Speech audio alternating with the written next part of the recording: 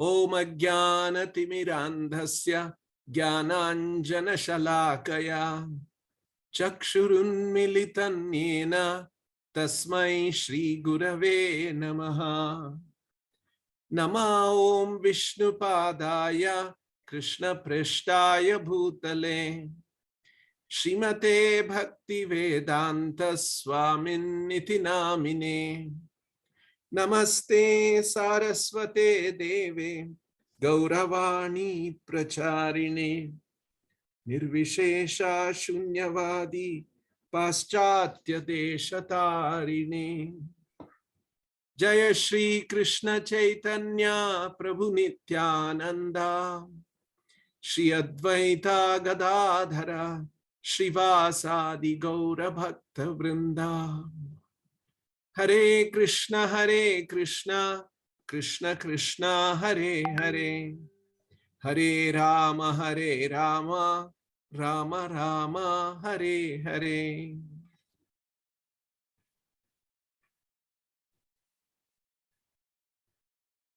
Nahyantaram Bhagavati Samasta Kuksha Atmanam Atmani Nabho Nabasi Vadhiraha Pashyanti Yatra Yuvayo Suralingino Kim Vyutpaditam Hi Udhara Bhedi Bhayam Yato Asya.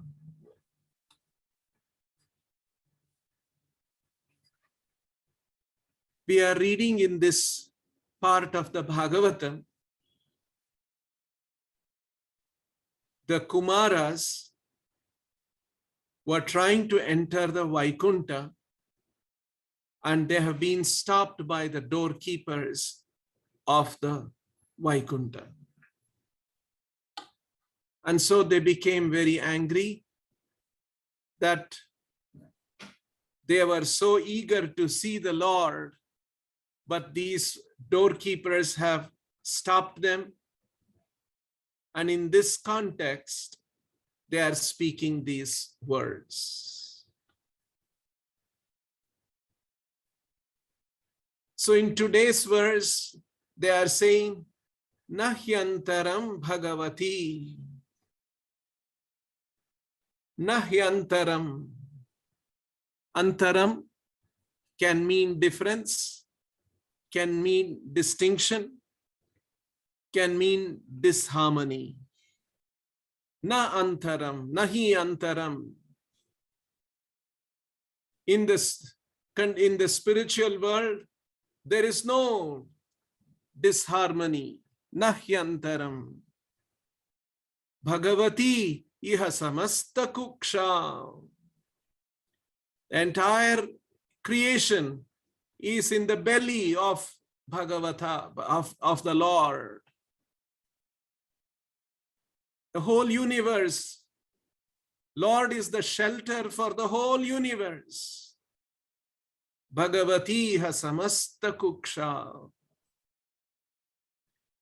Atmanam atmani nabho nabasi vadhiraha. Atmanam atmani nahyantaram. Between the living entities and the Supreme Lord, nahyantaram, there is no disharmony. Atmanam, the living entities, Atmani, the supreme living entity. Between them, there is no disharmony. Nabho nabasiva. Just like a small sky and the big sky, Nabha means the sky or space.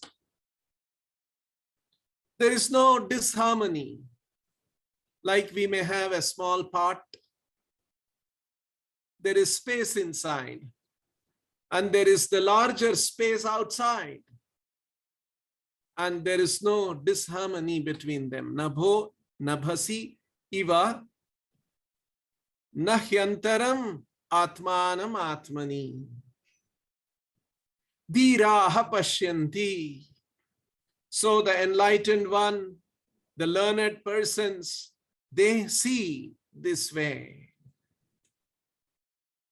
Yatra yuvayaha suralinginoho.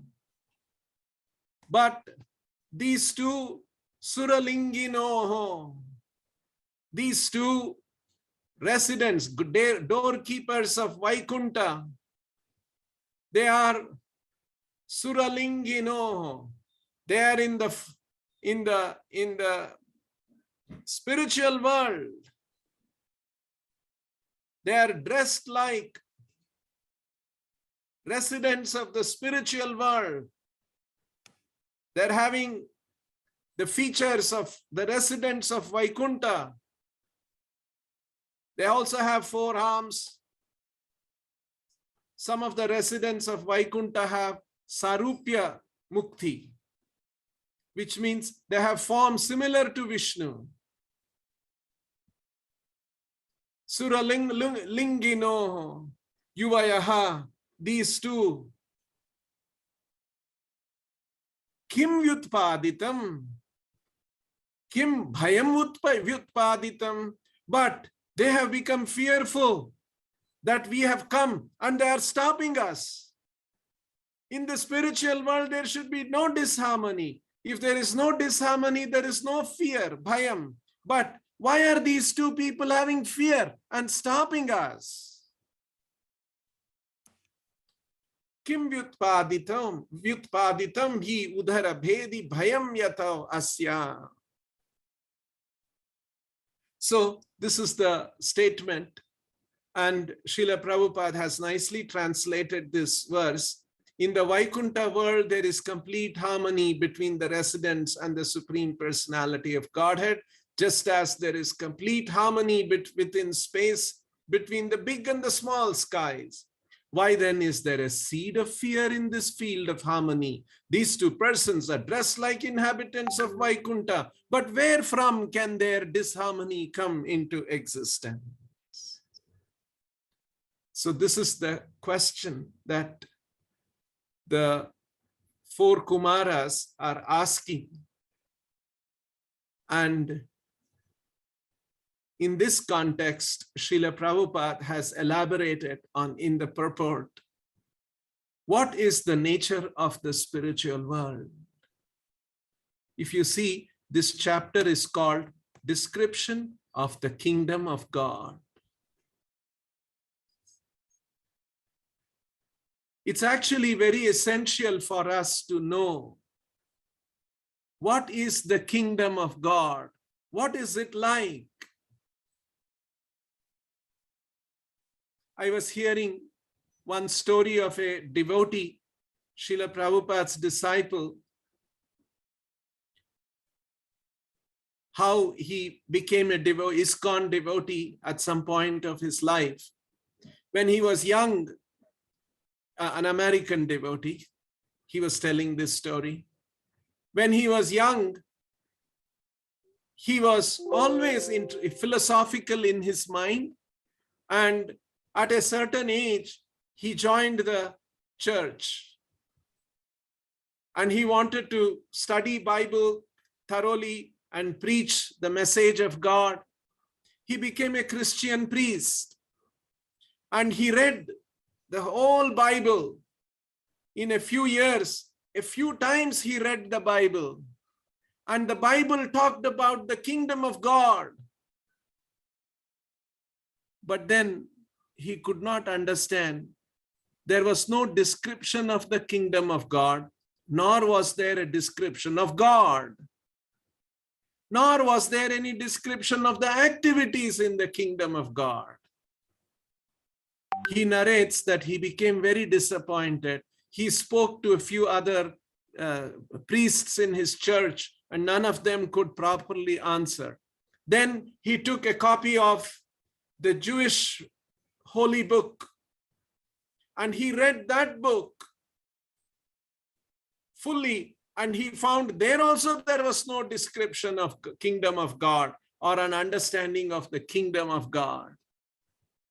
Then he says he got a Quran and he read that book also, and still he was not satisfied. And he was wondering, what is this? How can I ever know? And then he says, he went to a library, a public library, somewhere, I don't know which part of America, some part of America. And then he went to the librarian, and then he asked, I'm looking for a book on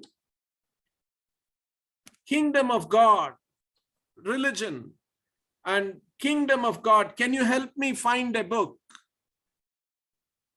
And that woman said, oh, here, look at this. Just yesterday, I received this box of books. And she opened that carton which had newly come there. And she opened that book and she showed there were 3 books. One was Krishna, the Supreme Personality of Godhead by Srila Prabhupada. The second was Bhagavad Gita as it is by Srila Prabhupada. And the third one was Srimad Bhagavatam, first canto, in 3 volumes. And then she showed that those books in the carton to this devotee and said, would you like to take them and read them? And then he asked, who brought these books to you? Where did these books come from? And so the librarian woman said, yesterday, someone who looked like angels, they were wearing some kind of robes and they had a shaven head. They had bright faces and they came and delivered these books and said, please keep them in your library. And we happily accepted. You just see they have just landed here in a carton. And he said, I'll be happy to take these books. And he took those books and he started reading. And in a few weeks' time, he was searching for the ISKCON temple in his city. And he went and met the devotees in the temple there. He was convinced when he read those books. Here there is a description of Kingdom of God. Here there is description of God. Here there is description of the activities in the Kingdom of God, which I had never found in any other religious texts. It is a fact. Prabhupada said, our Vedic literatures like the Gita and the Bhagavatam give extensive information about God. We know the name of God. We know how God looks. We know who his father is. We know who God's mother is. We know who God's friends are. We know what is Kingdom of God. And God is inviting us to his kingdom. Please come back to my world. It's a fact. This is actually what Bhagavad Gita, Bhagavatam is. It is actually telling us about the kingdom of God. What is it like? And in this today's verse, the sages are saying, Nahyantaram Atmanam Atmani. There is no disharmony in Vaikuntha. Very nicely, Prabhupada says here, the word Vaikuntha means a place where there is no disharmony. In the material world, there is so much disharmony between people in this world. Now we are seeing in the world, between nations, there is disharmony. Within the nation, sometimes there is disharmony. Within the state, there is disharmony. Within the city, there is disharmony. Within one's home, there is disharmony. Within oneself, sometimes there is disharmony. So the material world is just the opposite of Vaikuntha. There are many places in the Bhagavad Gita where Krishna is describing Tadhama Paramam Mama. That abode is, that supreme abode is my abode. And yet Gatvana Nivartante Tadhama Paramam Mama. If you come to that world, you will never want to give up. You will never go back to this material world of suffering. In fact, the Bhagavad Gita is nothing but an invitation from the Lord telling us, please come back to my world. You see, Srila Prabhupada says, the last chapter of the 11th verse, last verse of the 11th chapter, I have the Gita with me here. Krishna is saying, Mat karma krin, mat paramo, mat bhakta sangavarjitaha, nirvairaha sarva bhuteshu, yas samameti pandava. This is the 11th chapter. For those who are studying Gita carefully, you will know 11th chapter is the chapter that describes the Vishwarupa of the Lord. It's a long chapter, 55 verses are there. Of course, there are even longer chapters in the Gita, 2nd chapter and the 18th chapter. But definitely this is one of the bigger chapters, 55 verses. Because there is such an elaborate description of the Vishwarupa of the Lord. So the last verse is the concluding verse. And here, Yas samameti pandava, yaha saha mameti. Such a person, saha mameti, he will attain me, come to me. Pandava, he is addressing Arjuna. Yaha, one who follows the above qualifications, one who meets the above qualification, yaha samam saha mameti, he will come to me. And what are those qualifications? Krishna is saying, mat karma krin. This verse is important because in the very first 2 or 2nd or 3rd sentence in the purport, Prabhupada explains, this verse is considered to be the essence of Bhagavad Gita. You see, this is the Sara, essence of Bhagavad Gita. So it's important. Sometimes we may read a certain book, but we may miss the essence. So Srila Prabhupada is very kindly pointing out, this is the essence. And that essence is Yasamameti Pandava. Such a person will come to me. Who? So going back to Krishna is the essence, and acquiring the necessary qualifications to go back to Krishna is the essence of Krishna's message. That is why the Bhagavad Gita is nothing but an invitation. Please come to my abode. Mameti, yasamameti Pandava. He will come to my abode. He will come to me. So let's see, what are the qualifications? Mat karma krin. Do my work. Krishna is saying,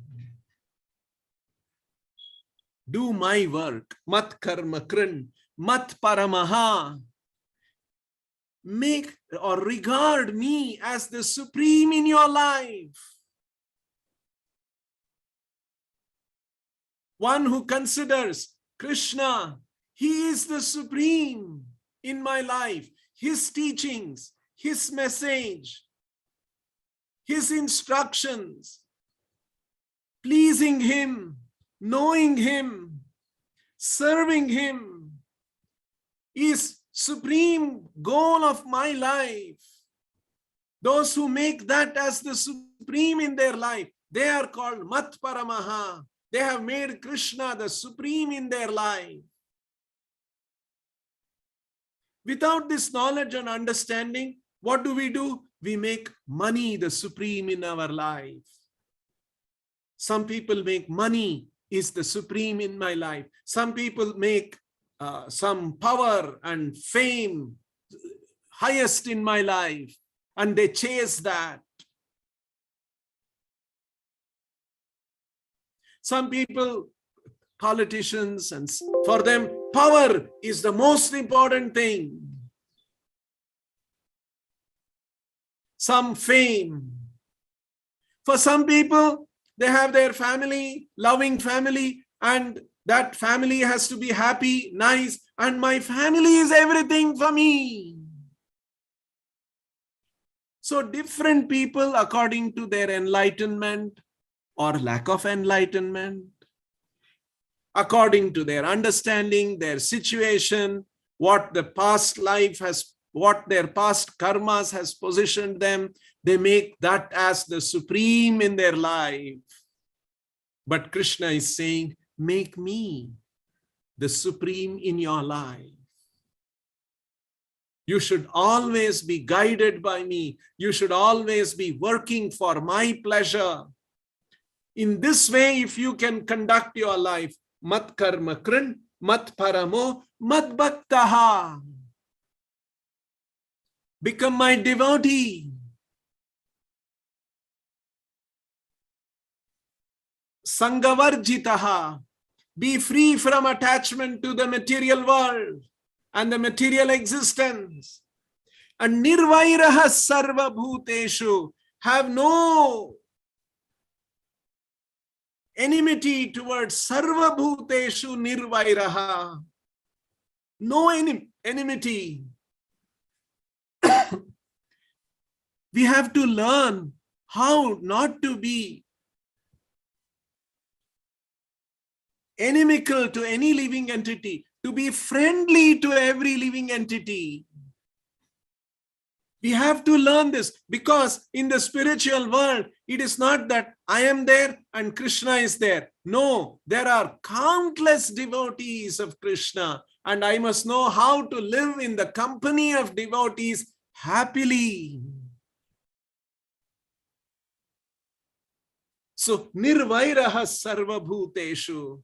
In the spiritual world, there is no vaira, the enmity. That is why nahyantaram. There is no enmity in the spiritual world. There is no disharmony in the spiritual world. That is the spiritual world. One who develops these qualities, mat karma krin, performs Krishna's work, mat paramaha, regards Krishna as the supreme in their life, mat bhaktaha, becomes my devotee, sangavarjitaha, becomes free from attachment in this material world, nirvairaha sarva bhuteshu, who is friendly to all living entities. Yaha, one who does these things, saha mameti, he comes to me. Mam eti. Eti means to come, to achieve, to attain. Mam eti. He attains me. Pandava. And this is the essence of the Bhagavad Gita, as Prabhupada is teaching. So, Krishna is presenting in the Bhagavad Gita that we should come to his abode. And in our Vedic literatures, especially the Srimad Bhagavatam, there is extensive information about Krishna's spiritual world and his situation there, and who are all the associates of the Lord. This is not a small thing. I'm sure you would have all seen somebody goes to meet the chief minister of the state or the prime minister of the state or some important person in the world, in the society, we take a photograph with them. And we were there probably with that person for a minute or for a few minutes, and we want to capture that moment and take a photograph, and we put it on our Facebook or wherever, social media. And we keep sharing that with people. You see, I was with this big person. That's very common, isn't it? You feel, oh, I was with that big person. Krishna, the biggest person, he is saying, not just come and be with me for 5 minutes and go, be with me, live with me eternally. The biggest person is saying, that is the spiritual world. And we need to have the necessary qualifications to be with him. And here, very nicely, Srila Prabhupada is pointing out, what is the nature of the spiritual world?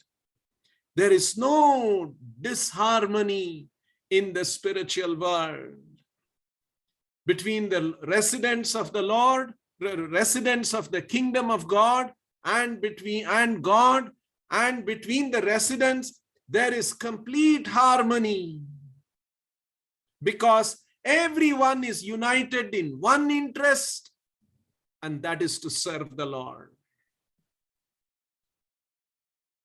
Everyone is surrendered to Krishna. One of the principles of surrender, Prabhupada teaches, Chaitanya Mahaprabhu teaches, Atmanikshepaha. Atmanikshepaha means to have no desire other than the desire of the Lord.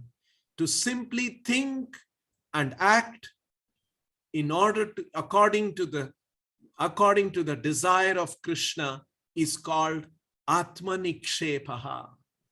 Atmanikshepa is one of the principles of surrender. So if we examine ourselves, we have our own desire. We have never bothered to understand what is Krishna's desire. And we are leading our own life. I have my education, I have my job, I have my family, I want to achieve this, and so on. We never ever thought that I must know God, I must know God's plan, and I must align myself with God's plan. These thoughts never existed in us till we came in touch with Srila Prabhupada. And here Prabhupada is samasta kukshav, expanding on that word, that everything is in the body of Krishna, in the body of the Lord. Everything is sustained, maintained, rests in the body of the Lord. So Prabhupada is using that example, slightly expanding on that one. Just like in our body, so many different parts of the body are there. There is the stomach, there is the heart, there is the lungs, there is the brain, there is the liver, there are the kidneys. So many parts of the body, but all of them are working in a united manner for the well-being of the whole body. They work in harmony. You see, there is harmony between the different parts of the body. And if any part of the body falls out of harmony, we will not be able to sit normal, we will not be able to be normal, we'll be rushing to the hospital. Sometimes when you are driving in the car, when you are driving in the streets, you will hear an ambulance with a siren and everyone is trying to make way. What is happening inside that ambulance? There is one patient, and that patient, some part of his body has begun to become is part of the body is not in harmony with the whole body, and that's why they are rushing him to the hospital. All the parts of the body, they are called parts of the body. They all have to work in united harmony, with unity and harmony for the well-being of the body, of the whole body. And Krishna is revealing who we are. And he is saying, we are all parts and parcels of Krishna. So if we are part, we have to be in harmony with the whole. And the whole is Krishna. And in the spiritual world, there is perfect harmony between them. And moment the living entity is not in harmony with the Lord and the Lord's desire and the Lord's wishes, the Lord has made an arrangement. Those living entities are quickly shifted in an ambulance from the spiritual world to the material world, and we are dumped here. And here in the material world, full of disharmony. Just like the ambulance is rushing to take the person to the hospital, and in the hospital, full of patients. For somebody, the kidney is not in harmony. For somebody, heart is not in harmony. For somebody, stomach is not in harmony with the whole body. The hospital is full of people whose bodies are not in harmony with the full body. That's why they are there. That's exactly what is happening to our situation. We are all here in this material world, each one having our own problems and having problems with others because we have not understood who we are, what is this purpose of this creation, and why we are here in this world, who is the creator and what is his intent. These are all very nicely explained in the first paragraph of the purport of this verse. Actually, Prabhupada's purports, Prabhupada's books are so special. It has so much information for us to learn. Here, Prabhupada is saying the principle of creation. The creation is the world that we are a part of, the world that we are, the cities we live and the homes we live in, the jobs we have, the families we have, and the country and the planet. This is creation. Why is this created? The principle of creation. What is it? The principle of creation is that there is a creator and he is a person, and he is a person who is he's a transcendental person, and he always is a joyful person. And because he is joyful, for his joy, he expanded himself into parts, and we are that part. Actually, this realization that I am a part of Krishna should actually make our hair stand on end. I am a part and parcel of Krishna. And Krishna is inviting, please come back to my abode.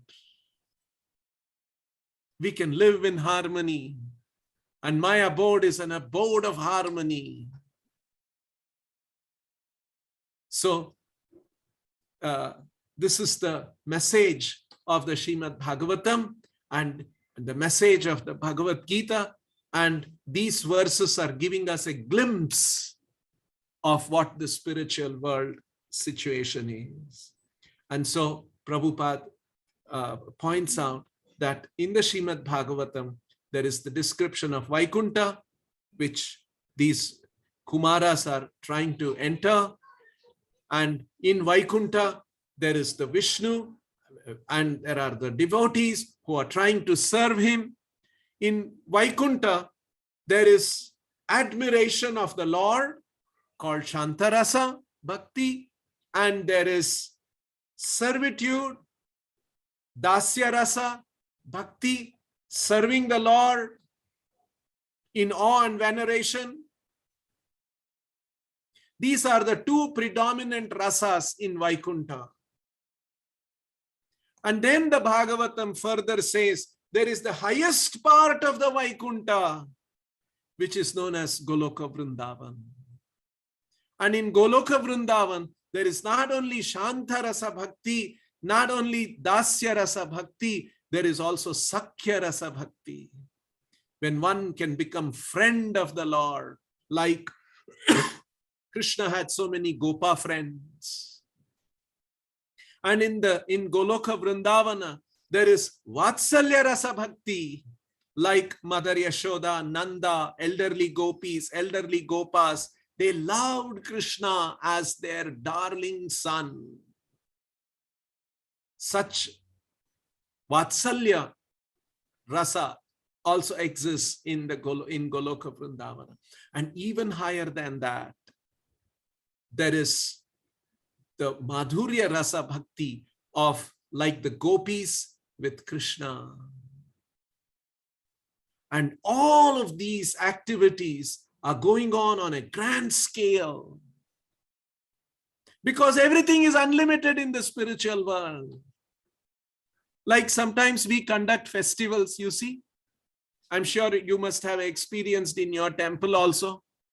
Sometimes we cook for some 1,000 people and suddenly 2,500 people land up. And then you're struggling how to distribute prasadam, give them little, something planning went wrong and everyone gets little. In the spiritual world, there is no shortage. There is unlimited resource available. Everything is unlimited there. In the material world, in our world, shortage, all these limitations are there. So it's a world where everything is in harmony, everything is in abundance, everyone is trying to please Krishna, please Vishnu through their services. And we belong to that world. Instead, we have come away to this world. And so, Prabhupada has created an opportunity for us to worship the Supreme Lord in his supreme form in the spiritual world, as you are all worshiping Radha and Madhava, and having festivals, having kirtans, just to get a little bit of an understanding, what is it like in the spiritual world? And that's why Prabhupada concludes this purport.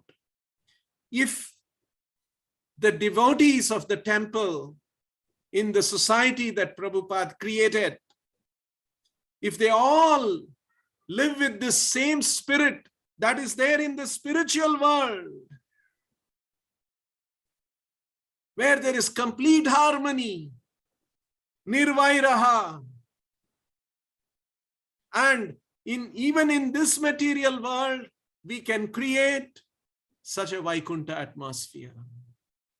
That's why Prabhupada said, the temples are embassies of the spiritual world.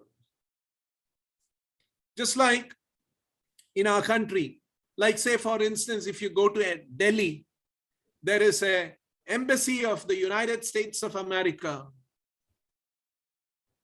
Within that embassy, the laws of America work there. The laws of India don't work. It is an arrangement and understanding between India and America. That's why it is called an embassy. So Prabhupada said, our temples are embassies of the spiritual world. So if we maintain the teachings, the principles that Prabhupada has taught, our temple in the material world will have the same harmony that is present in the spiritual world. It will have the same joyous situation.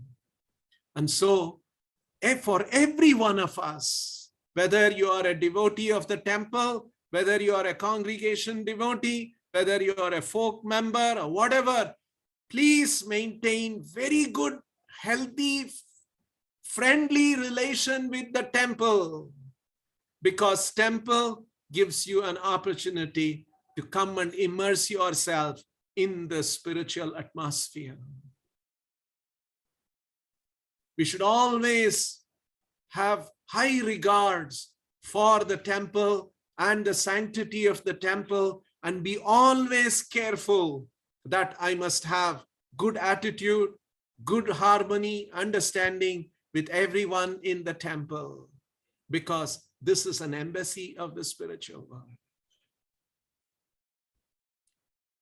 So these are some of the points that Prabhupada has pointed out in this context of the Bhagavatam verse. Shall we stop here, Jagan Mohan Prabhu? Thank you very much, Prabhu. Such a nice association on this special occasion of Patotsav. Hare Krishna, Hare Krishna. I'm also very happy. You invited me to come to Patotsav, but for certain preoccupation, I was not able to come. And so when you invited me to give class, I thought, at least in this way, I can participate and get the mercy of Sri Radha Madhava. And so very happy to see all of you. The temple hall full of so many devotees. I'm seeing already, feeling that spiritual, joyous festival vibration, and wish you all a very nice, continuing to have nice Patotsava festival. Namaste, Hare Krishna, Sri Sri Radha Madhav ki, Sri Sri Radha Madhav Patotsav ki, Sri Sri Nitai Gauranga ki, Srila Prabhupada ki, Sri Radha Madhav Bhaktivedanta ki, Hare Krishna. Thank you all. Namaste. Hare Krishna Prabhus. Hare Krishna everybody. Dandavot Pranam, Prabhu. Hare Krishna. Hari Bol, Hari Bol, Hare.